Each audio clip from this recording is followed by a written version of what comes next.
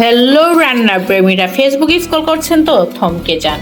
এটা সাধারণ রেসিপি নয়, এটা হচ্ছে গেম চেঞ্জার, যা আপনার জিভে লাগলেই বলবেন বস এটা তো চেয়েছিলাম।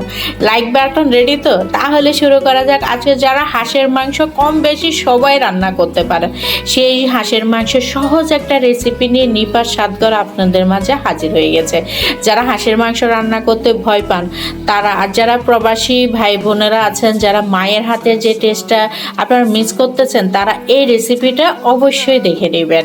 এখানে আমি প্রথমে হাঁড়ির মধ্যে দিয়ে দিলাম কিছু খাড়া মশলা। আপনার হাতের কাছে যেটা থাকে, তেজপাতা, দারচিনি, এলাচ, লং, স্টার, এগুলো আপনার খাড়া মশলাগুলো দিয়ে দিবেন। তারপরে দিয়ে দিলাম বাটা মশলা, আমি এখানে বেটে নিয়েছি। আপনারা গুঁড়া মশলাগুলোকে একটু ভিজিয়ে রাখলে কিন্তু বাটা মশলার সেই পেস্টটা তৈরি হয়ে যাবে। তারপরে আদা রসুনের পেস্ট, তারপরে এই যে দিলাম এটা হচ্ছে শাক বাটা, এটা হচ্ছে তেজপাতা, জিরা, তারপরে একটু পেঁয়াজ কুচিকে লালচে করে ভেজে নিয়ে আমি আপনার ব্লেন্ডারে পেস্ট করে নিয়েছি, আপনারাও এভাবে দিবেন। তারপরে দিয়ে দিয়েছি টক দই, পেঁয়াজ দিয়ে দিয়েছি। তারপর সয়াবিন তেল, সরিষার তেল দিয়ে আপনার মাংসের পরিমাণ অনুযায়ী দিয়ে মেখে ব্যাস চুলায় বসিয়ে দিবেন। দেখলেন তো, এটা কিন্তু আপনার রান্নার প্রথম স্টেপ। এটা যদি আপনি সুন্দর করে করতে পারেন তাহলে দেখবেন আপনার রান্নার 80% রান্না কিন্তু এখানে হয়ে গেল। তারপর আমি চুলায় বসিয়ে দিলাম।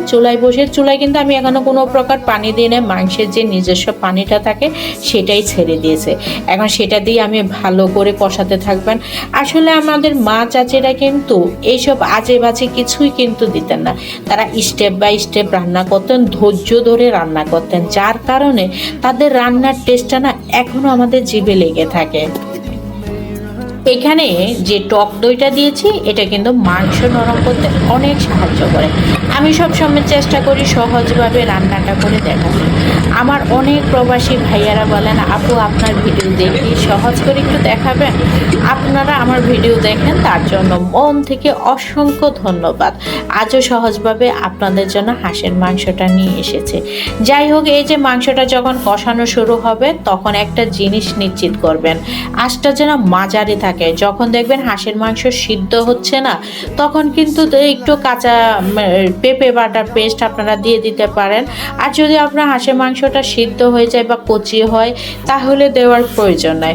অনেক সময় দেখা যায় হাঁসের মাংসের গন্ধ দূর হয় না, তখন মাংসটাকে নুন হলুদ, আপনি মাংসটা যখন কাটবেন তখন নুন হলুদ লেবুর রস দিয়ে 15 মিনিট মেখে রাখুন, তারপরে ধুয়ে ফেলুন। দেখবেন 99% কিন্তু গন্ধ গায়েব।